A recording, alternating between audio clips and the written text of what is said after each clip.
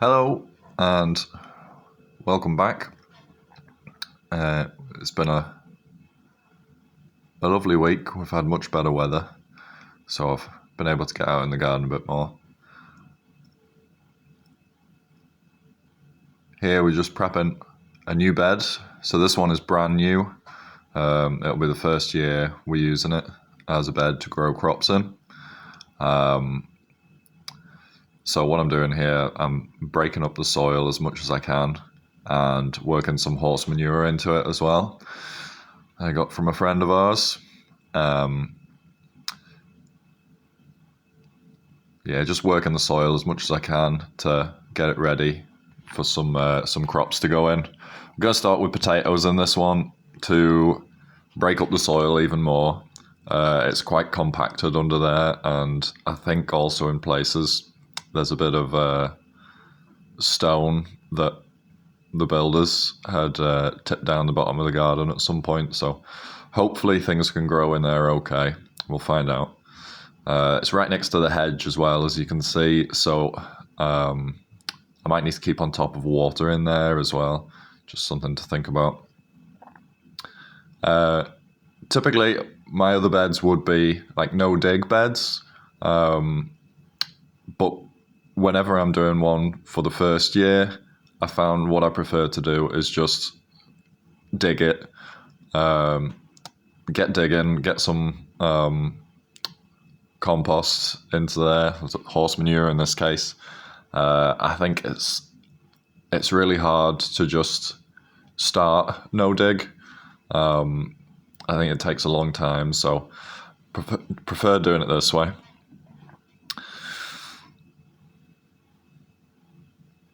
Then we're going to move on to the next bed here. It's just a little tiny one.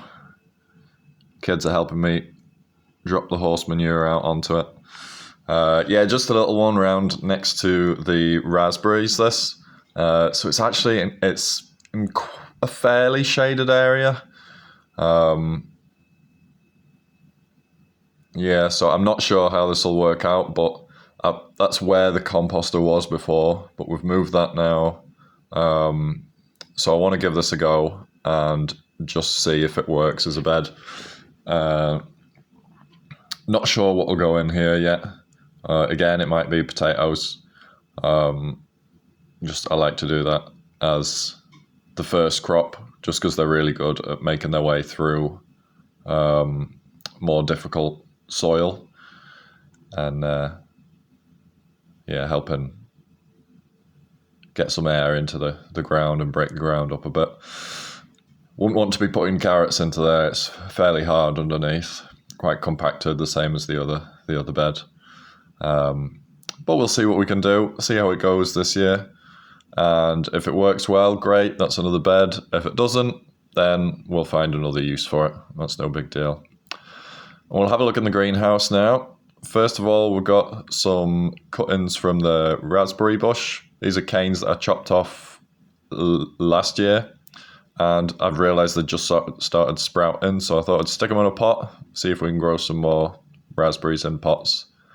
My peas are coming up there. And yes, I've slugged pellets down in the greenhouse because I don't want them to eat my seedlings. That's the main reason.